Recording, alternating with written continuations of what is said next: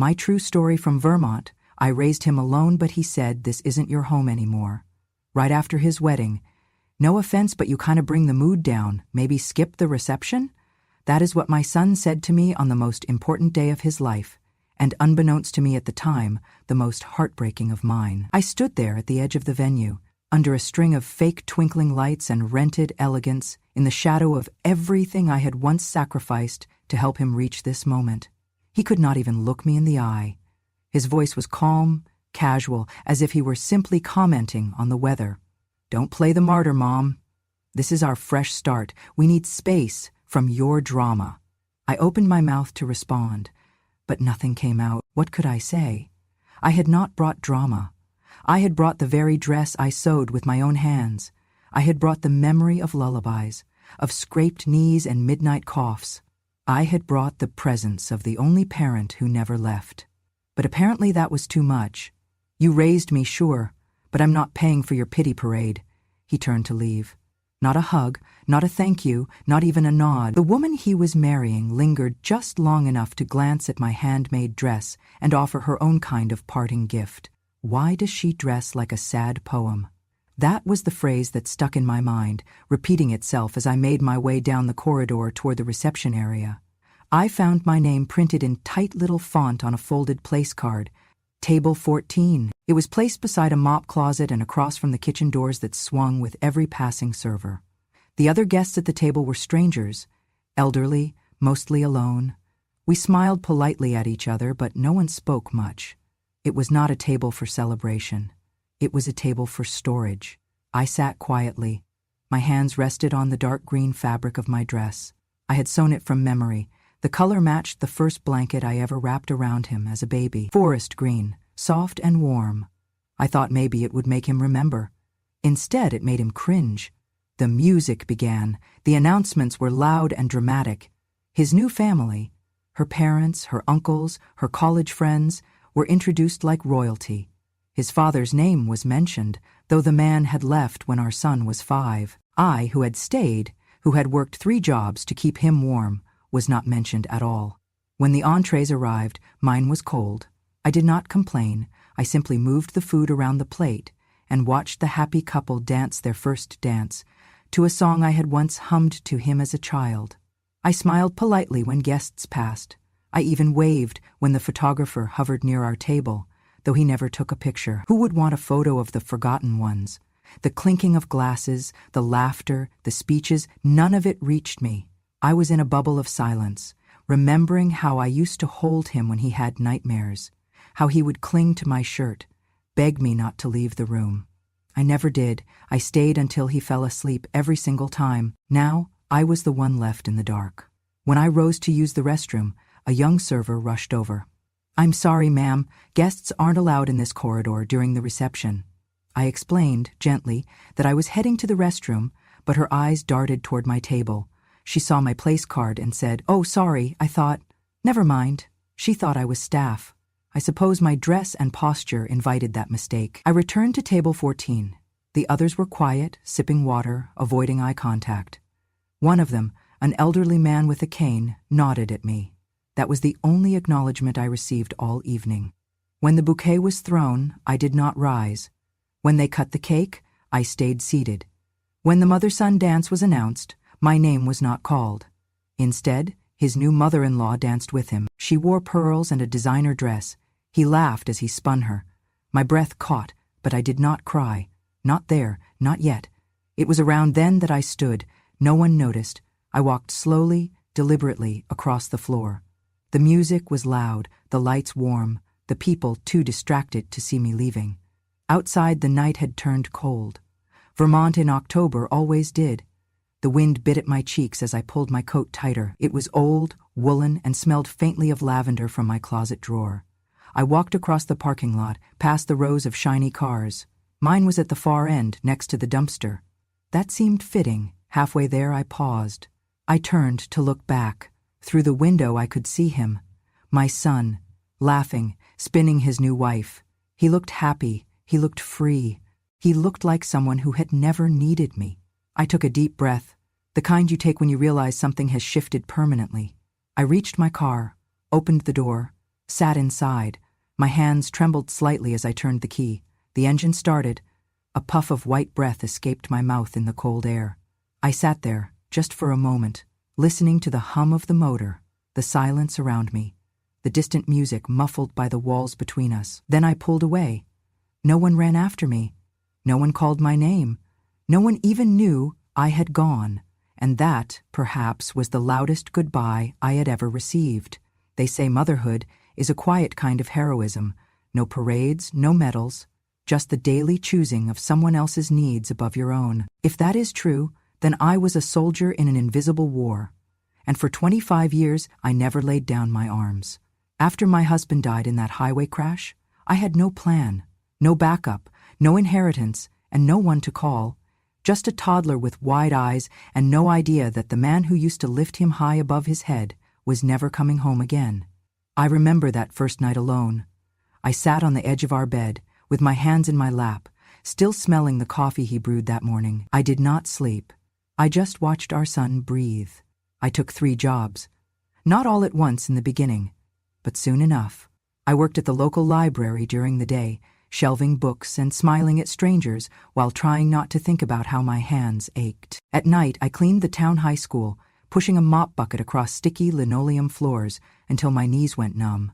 And between shifts, I embroidered names on towels and napkins and infant blankets for the dry cleaner's side business. I learned to thread a needle with swollen fingers. I learned to sew through grief. Our house was old and cold, a Vermont rental that had not seen a proper furnace in decades. We had 1 space heater, and I kept it in his room. I would sleep on the couch near the kitchen, bundled in 2 coats and 3 blankets, but I made sure his room was warm. I fed him oatmeal when there was nothing else. I made up stories to turn our poverty into adventure.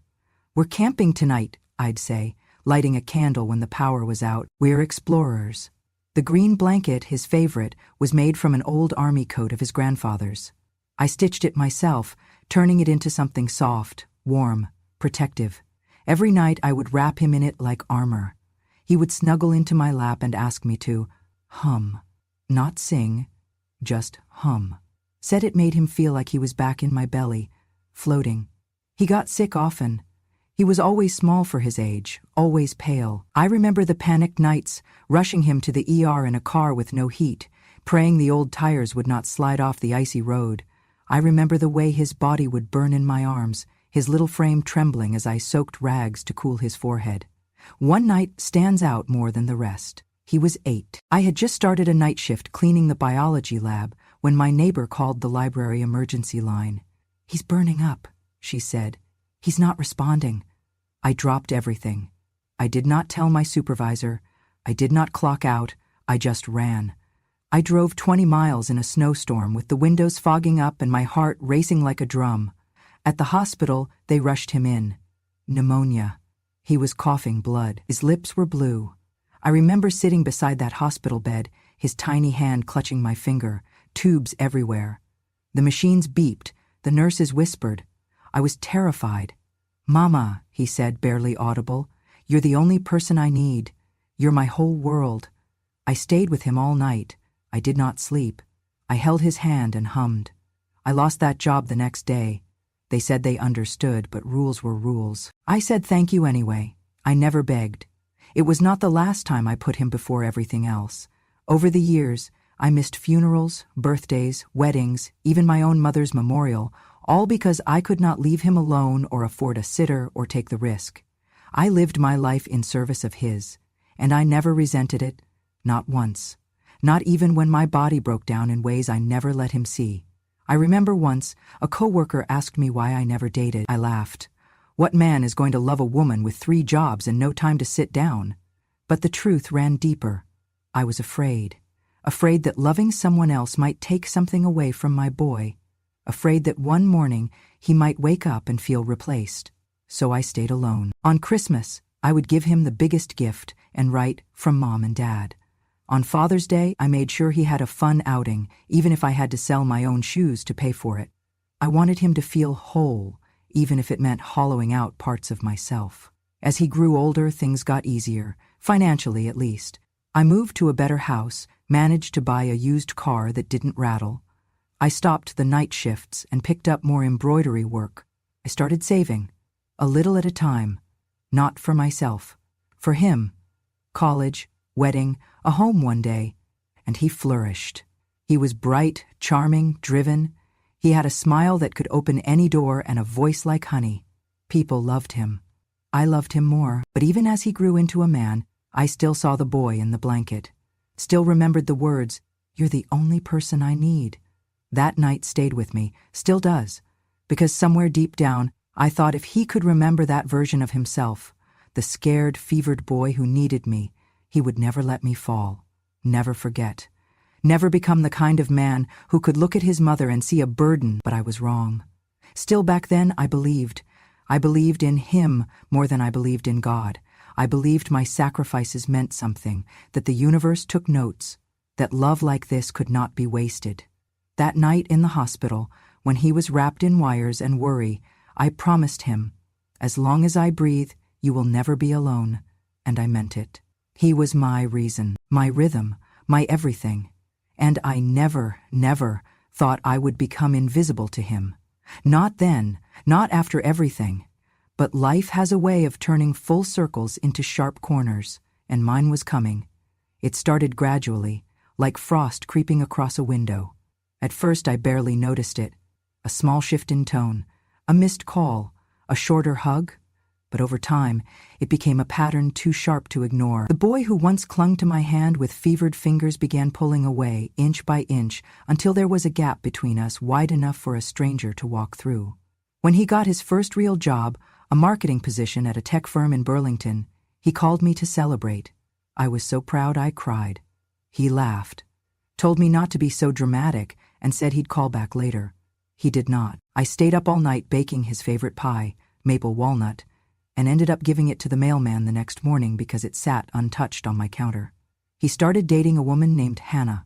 Pretty, smart, polished. I met her over dinner at our home, and I wore my best dress. I remember cooking all day, pot roasts, mashed potatoes with real butter, my mother's cornbread recipe. She picked at her food, smiled politely, and later that night he said, "Maybe next time, something lighter. She's not used to, this kind of food." This kind of food. Food I used to feed him when we had nothing else. Food that kept him alive. I said nothing, just washed the dishes and hummed a little, like I used to when he was sick. The second time they visited, she brought her own salad dressing. The third time she offered to help in the kitchen and spent most of the time rearranging my spice rack, frowning at my chipped plates and asking if I had ever considered modernizing the place. I told her I liked things the way they were. She smiled and said, "Of course you do." Still, I stayed kind. I wanted to make a good impression. I wanted her to see that I was not just some dusty relic in his life. I wanted him to be proud to bring her home. But the invitations slowed. Holidays turned into text messages. Mother's Day became a card in the mail. One Thanksgiving, he said they would not make it up to Vermont because they had too many commitments in the city. I spent that day alone, eating boxed stuffing and watching reruns of holiday specials. When I finally did see him again, months later, he corrected the way I spoke in front of his colleagues. I had said, "ain't," while telling a story, and he laughed a little too loud. "Mom's old-fashioned," he said, placing a hand on my shoulder like I was a curiosity in a museum. "She's from another time." He meant it as a joke, but it felt like a goodbye. Later that evening, he pulled me aside and said, "Maybe keep the stories light, Mom. No sad stuff. Hannah says it brings down the energy." I blinked at him, confused. "You mean no stories about your childhood?" He shrugged. "Just the funny ones, the upbeat stuff." So I smiled and nodded. I became quieter, smaller. I watched my words like I was walking barefoot on broken glass. I laughed when I was supposed to. I kept my stories short. I became the kind of mother you thank in speeches but never invite to speak. His 30th birthday came around, and they threw a big party in a rented vineyard just outside Montpelier. It was beautiful, I will not lie. Strings of lights, live jazz band, cocktail bar. The whole event had the gloss of a magazine spread. I wore a deep burgundy dress I had saved for years, a classic, simple, elegant thing that made me feel almost seen. I brought him a hand-bound journal I had made myself, filled with photos and letters I had written him over the years. Memories, love, in every page. I gave it to him in private before the dinner started. He smiled politely, said thanks, Mom, and placed it on a side table without opening it. I saw Hannah glance at it with thinly veiled disinterest, then turn back to her phone. The speeches began after dessert. His coworkers spoke. His college roommate gave a long, funny toast. His boss toasted his relentless work ethic. I waited. Surely he would ask me to say something, just a few words, a memory, a thank you. But then he took the microphone and said, "Before we close the night, there's one more person I want to invite up here. Someone who has been like a second mother to me. Hannah's stepmother, Diana." "Diana?"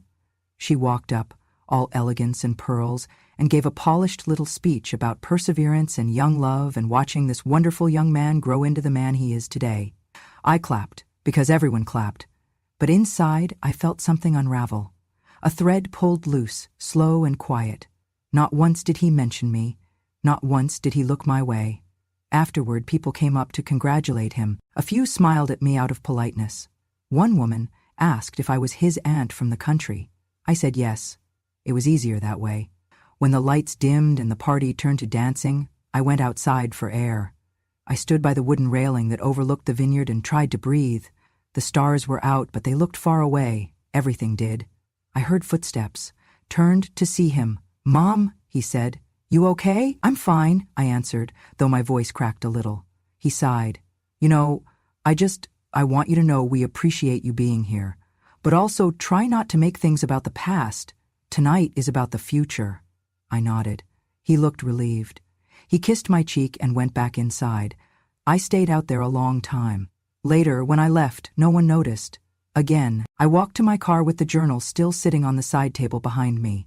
They never opened it. That was the first time I realized I had raised a man who was ashamed of where he came from, who saw my love as baggage, who wanted the story of his life rewritten, cleaned up, made glossy. And to do that, he needed me gone, quiet, diminished. He did not say it, not out loud. But in that silence I heard everything. The wedding was held in a sprawling country estate 2 hours from my home. Everything about it was curated. White roses, golden candlelight, a baby grand piano in the foyer, playing itself. Even the guests looked like they had stepped out of a catalog. I arrived early, as I always do, carrying the handmade quilt I had spent the last 6 months stitching, a gift they never asked for, but I hoped they would treasure. Each square was embroidered with a memory. His first word, his favorite lullaby, his tiny footprints pressed in fabric ink. I tied it with a satin ribbon and placed it on the gift table, next to shiny boxes from upscale stores I could never afford to step into. No one greeted me at the door. I stood there for several moments before a planner in black whispered, "You must be the groom's mother?"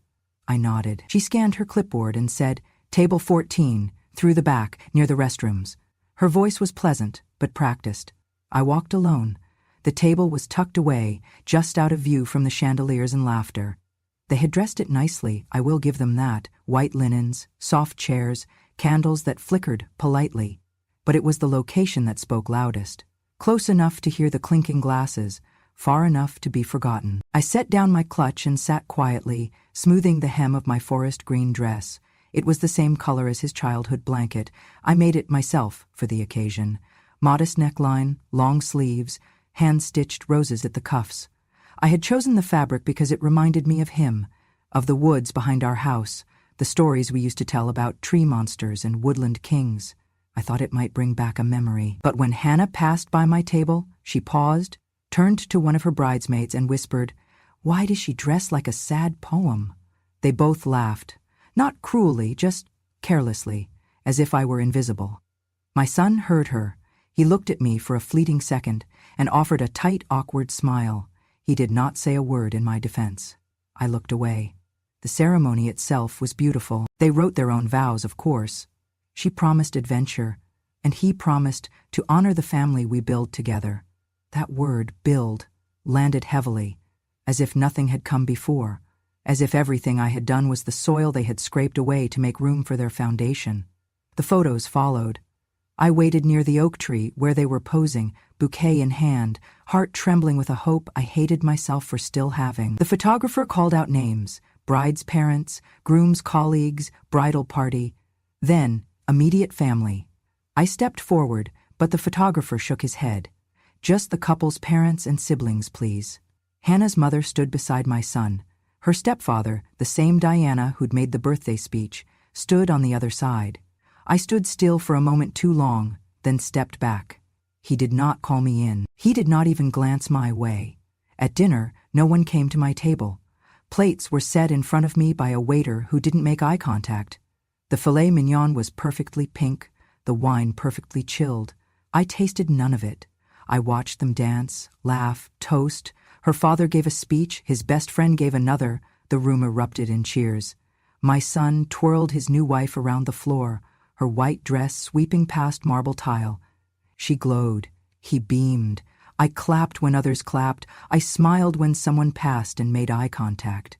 I folded my napkin into a square and placed it in my lap, then unfolded it, then folded it again. I wanted to be graceful. I wanted to disappear without making a sound. At one point, someone offered to refill my glass. "You're the groom's grandmother, right?" she asked, wine bottle in hand. I opened my mouth to correct her, but then closed it. I nodded. "Yes," I said. The night stretched on. The music got louder. The candles burned lower. And still, not once did my son come to sit with me, to check on me, to ask if I needed anything. I suppose he thought that by inviting me he had done his duty. Anything beyond that was charity. Finally, the last dance ended. The guests began to collect their coats. I stood, unsure of where to go. I had been told earlier that I could stay at the house overnight. A room had been reserved for me, they said. I walked toward the lobby, suitcase in hand, feet aching, heart heavier than I could carry. That was when Hannah's voice called out from behind me. "Oh, wait, before you head upstairs, can you take this with you?" She held out a small envelope and a set of car keys. I frowned. "What's this?" "Directions to the motel. It's just down the road. The house is full, you know, with family." I stared at her, then at the keys, then at my son, who stood a few steps behind her, hands in his pockets, saying nothing. "Motel?" I repeated. He cleared his throat. "It's just for the night, Mom. We'll figure things out later." My fingers tightened around the envelope. Inside, I could see the corner of the wedding invitation, the same one he had signed months ago in his neat handwriting. "To the woman who gave me everything. Mom, you are the pride of my life." I had framed that card, hung it in my hallway. I looked down at it now, folded and discarded like an afterthought. "I see," I said quietly. I did not argue. I did not cry. I took the keys. I walked out into the night. The cold greeted me like an old friend. The parking lot was nearly empty save for a few lingering cars. I walked slowly, deliberately, holding my coat closed against the wind. Behind me, the house lit up with laughter and music and warmth. I walked to the far corner, opened the door to my car, and sat down. Only then, in the still silence of my own solitude, did I allow myself one deep breath. It shook, but I held it in, because I would not give them that, not even now. I drove through the dark, hugging the road like it was the only thing left in the world that remembered me. The headlights carved tunnels through the trees, and the wind slipped in through the cracks in the car doors like whispers of things unsaid. My hands gripped the wheel, knuckles pale, until my own skin startled me. I had not realized how tightly I was holding on. Perhaps that was the problem all along, how tightly I had held on. By the time I reached the driveway, it was nearly midnight. The porch light was off. The house, the one I had lived in for nearly 3 decades, looked unfamiliar in the moonlight. Too clean, too quiet. The curtains were different. Hannah's choice, I was sure. Cream lace, modern and shapeless. I parked in my usual spot, stepped out of the car, and retrieved my overnight bag from the back seat. I walked up the path slowly, my breath fogging the air, my feet crunching over gravel that I had shoveled myself year after year. My hand reached for the front door handle without thinking. It did not turn. I tried again. Nothing. I looked closer. The lock had been changed. At first I thought I had made a mistake. Wrong key? Wrong door? But no, this was my house. The maple tree out front, the chipped brick step, the creak in the railing. This was my house. I knocked. Softly at first, then louder. No answer. I walked around to the side entrance and knocked again. Still nothing. Finally, The porch light flicked on. A man in a black security uniform stepped outside, holding a clipboard. "Can I help you, ma'am?" he asked. I frowned. "Yes, I live here. I just got back from the wedding. My son—" The man cut me off. "I'm going to need to see some ID." I reached into my bag, hands trembling, and pulled out my driver's license. He looked it over, then shook his head. "I'm sorry, but you're not listed on the residency file. I was told not to allow entry without prior clearance." I stared at him, unblinking. "This is my house." "I'm sorry, ma'am." "I paid for this roof," I whispered. "I scrubbed these floors, repaired that fence, planted every hydrangea in that yard. My son grew up in that bedroom. I still have his height chart marked on the doorframe in the hallway." The man looked uncomfortable.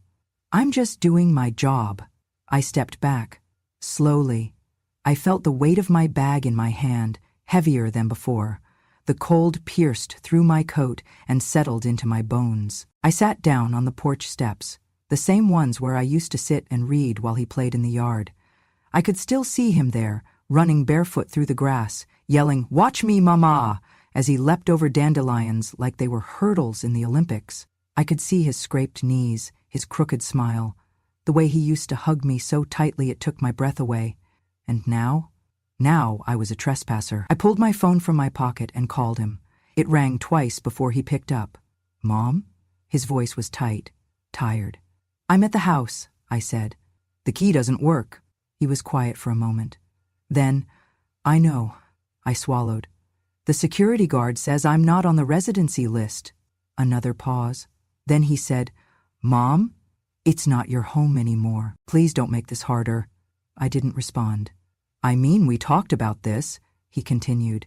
"You said you were thinking of downsizing, starting fresh." "I never said I would be locked out," I whispered. "We just thought it would be smoother this way, less emotional for everyone." I hung up without another word. I sat there until my phone died, until my feet went numb, until the sun started to rise behind the trees, casting pale gold across the yard I once called mine. I looked at the windows again. I could see the edge of the new curtains, the shadow of a vase I did not recognize on the windowsill. Nothing in there belonged to me anymore. Not the walls, not the silence. And still, I did not cry. Not until a squirrel scurried across the porch and knocked over the potted plant I had given them last Christmas. The ceramic cracked in half, and the dirt spilled across the step beside me. That was when it hit me. Not the insult, not the betrayal, not even the rejection. It was the finality. I had nowhere else to go, no one waiting, nothing to return to. And for the first time in years, I let out a sound that was not words, not reason, not held back. I wept. I wept for the girl I had been, who once believed love guaranteed loyalty. I wept for the woman I became, who gave everything and asked for nothing. And I wept for the mother I still was, who finally understood that even love, deep, true, sacrificial love, could be turned away at the door. But as the sobs faded, I felt something else take its place. Stillness. Not peace, not yet, but stillness. Because in that moment, I realized the one thing no one could take from me, not with a changed lock or a cruel sentence or a missing name on a form. They could take my home, but they could not take my memory of building it, of surviving in it, of protecting it. And they could not take the truth. I had nothing left to lose, and nothing left to fear. After that night on the porch, something inside me changed. Not overnight, not with rage or resentment, but slowly, like ice melting in spring. I stopped waiting for explanations. I stopped begging memory to make sense of cruelty, and I started looking for paper, real paper. I pulled out the fireproof box I kept under my bed. Inside were folders, labeled with years, bound with rubber bands and care. Deeds, receipts, letters, tax returns from decades ago. I had kept everything, not because I distrusted my son, but because I trusted myself to never forget where I came from. I found the contact card from Mary Ellen Sampson, the lawyer who had helped me buy the house 28 years ago. A firm but kind woman, sharp as glass, now semi-retired but still taking clients she cared about. I called her. She remembered me immediately. "Oh, honey," she said after I told her why I was calling. "Come in tomorrow. Bring everything." I did. She laid everything out in neat stacks, glasses low on her nose, reading each line like scripture. "You never transferred full ownership," she said after 30 minutes. I blinked. "What? You put your son on the documents so he could qualify for a business loan, but the original deed still lists you as the primary owner." I stared at the paper like it had turned into a miracle. "So legally, he cannot sell it, he cannot rent it, he cannot even change the locks without your written permission." "He already did." She smiled, a slow, cold thing. "Then it is time to take it back." I nodded, and for the first time in months, I felt the ground under my feet again. We filed the documents, quietly. I did not want a fight. I wanted freedom. I updated every account, reclaimed every legal thread, rerouted every tie that had once held me down, and then I did something my son never saw coming. I rewrote my will. I gave it all to Ellie. You remember her, the girl from the library, the one who clung to books like they were lifelines and cried when the fiction section closed early. I used to tutor her after school, gave her sandwiches she never asked for, gloves she always returned, and once a ride home when I found her crying in the snow. I never had to ask what her home life was like. Her silence told me everything. Now she was grown, 24, studying social work, dreaming of building a place for kids like her, kids who had no voice, no safety, no mother waiting in a warm kitchen. I called her and asked her to meet me. She came with a knitted hat and a hug that made my ribs ache. I told her my story, not the whole thing, just enough. Then I handed her the new will. She cried, tried to refuse. I insisted. "This is not charity," I said. "This is justice." She promised to turn the property into a shelter and school within 5 years. I believed her, because I had seen her survive, and because I had nothing left to prove to the people who had taken me for granted. A week later, I went to Mary Ellen's office and signed the final transfer documents. Pen to paper, decision made, no turning back. I walked out of that office lighter than I had been in years, and then my phone rang. It was my son. His voice was softer than I remembered. "Hey, Mom, got a minute?" I said nothing. I've been thinking about everything, about how things ended. It's been hard. Work's been unstable. We're trying to refinance the house, but, well, your name's still on it. I didn't realize that until yesterday." I let the silence stretch. He coughed. "I guess I wanted to ask if we could start fresh. Maybe talk, maybe fix things." "I already signed," I said. He paused. "What?" "I already transferred everything. It is no longer yours to fix." Another silence. "Who'd you give it to?" "Someone who remembers what love feels like when it costs something." He inhaled sharply. "Mom, I'm sorry. I know." And I hung up. Not in anger, but in peace. He had called too late. The ink was already dry. News travels fast in a small town, faster still when it smells like scandal and stings like betrayal. It was a neighbor who told me first, breathless and whispering like she was delivering news of a death. "You should see the paper," she said, folding it 3 times before handing it to me like it was something dangerous. Front page, local tech consultant under investigation for alleged financial misconduct involving mother's estate.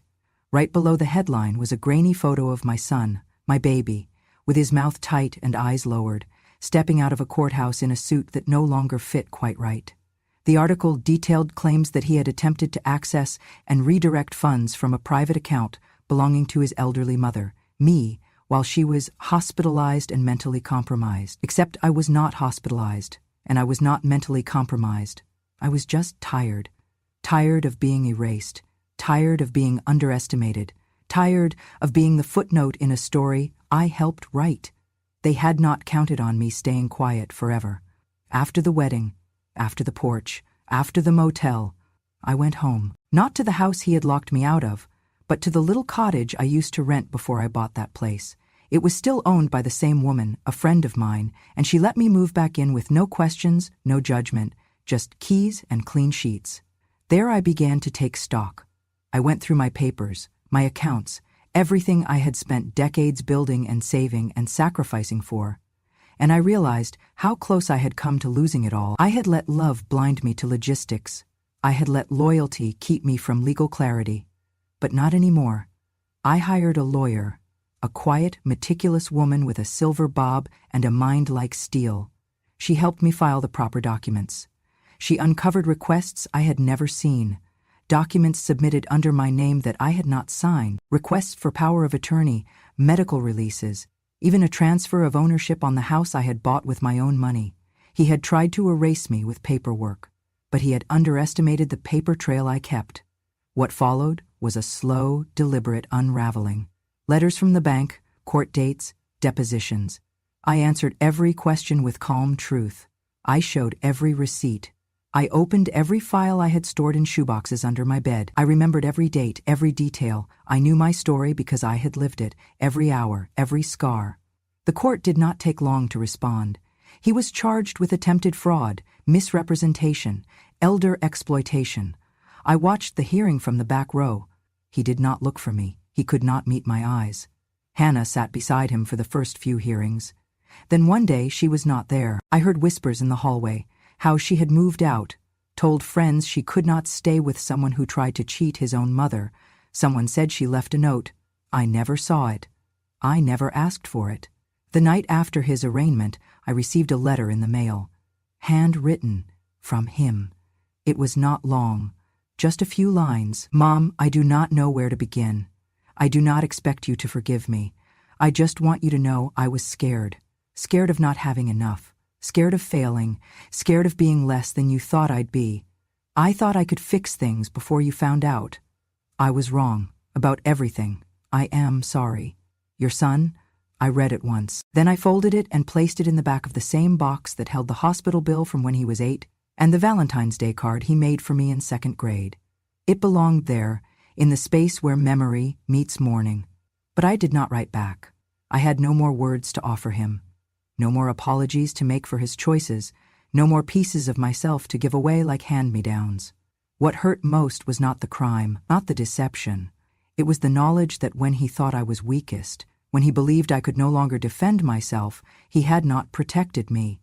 He had planned to take, to steal, to sign my name as if it were a thing to be used, and that kind of betrayal is not something you patch up with a letter and a stamp. Still, I did not wish him harm. I did not pray for revenge. I simply let the truth breathe. And the truth did what truth always does when left to itself. It found the cracks, and it bloomed. The town turned quiet around me. People I had not seen in years dropped off casseroles and flowers. Some said nothing. Some just sat on the porch and held my hand. Some looked at me like I had risen from a grave they did not know they had buried me in. One woman, a former student of mine, knocked on my door with tears in her eyes. I read about everything, she said. I just wanted to say, I remember what you did for me. When my dad walked out, you stayed after school every day for a month to help me catch up on homework. You gave me your gloves when I lost mine. I never forgot, and I never will. I hugged her. That meant more to me than the verdict, more than the apology, more than any inheritance or courtroom win. Because in that moment, I was not the mother who had been betrayed. I was the woman who had mattered, who had left something behind other than hurt. And that was enough. I still live in that little cottage. I grow tomatoes in the summer and watch the snow fall in the winter. I write letters I never send. I drink tea from the same chipped cup he gave me for Mother's Day when he was 13. It says "Best Mom Ever" in faded blue letters. I keep it not because I believe it now, but because I did then. And that version of him, the boy who meant it, is still someone I can love. The man he became? That is between him and the mirror. But I am done carrying his reflection in my hands. He chose his path, and I chose mine. And when our stories are finally written down, mine will not end with what he took from me. It will end with what I refuse to give away: dignity, memory, and the quiet kind of strength that does not need to be loud to be unforgettable. It arrived on a Thursday morning, tucked in brown paper and sealed with pink string. No return address.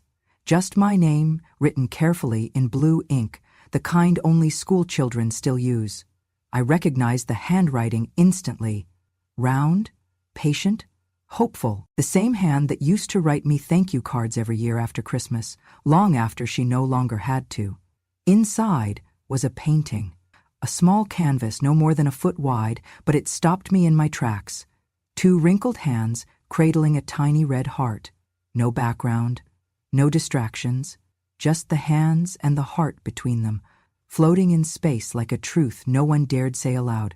There was a thank you for giving me a home before I had a name, for seeing me when I was invisible, for teaching me that love can come from a stranger and still be real. I hope this finds you well. With all my love, Ellie. Ellie, the girl I used to tutor for free at the library after school, the one who was always hungry but too proud to ask for food, the one who hugged me too tightly on holidays and never mentioned her parents, the one I left everything to in my will, not out of bitterness, but because I wanted the things I built to go to someone who knew the value of something given with nothing expected in return. I held the painting to my chest for a long while. Then I stood, walked to the center of my small living room, and cleared a space on the wall.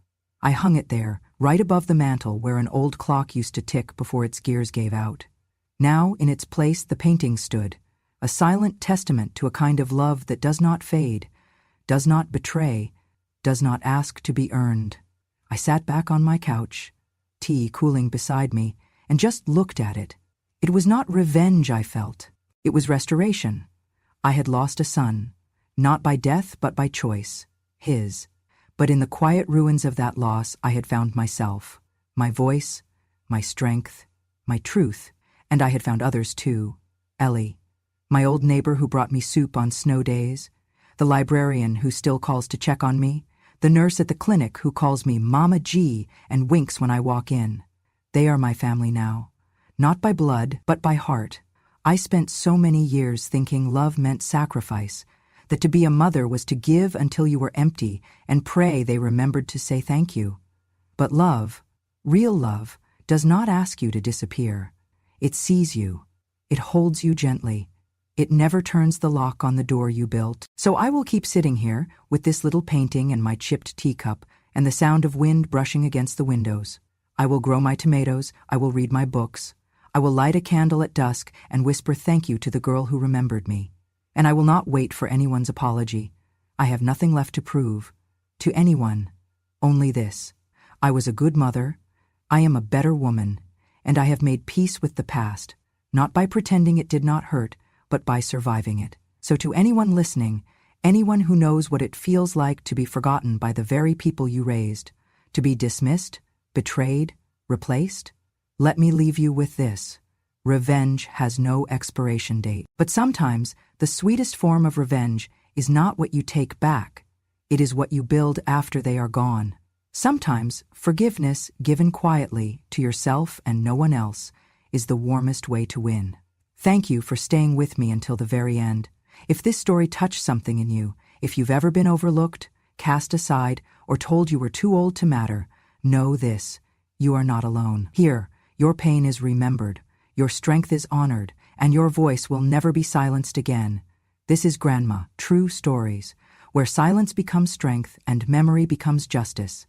If you believe in stories that don't need to scream to be powerful, if you believe that quiet women carry the loudest truths, then subscribe to this channel. Turn on the bell so you never miss a story that reminds you just how much one heart can hold. Because revenge has no expiration date, and when a grandma speaks, the world finally listens. Subscribe now to Grandma True Stories. Your seat at the table is waiting.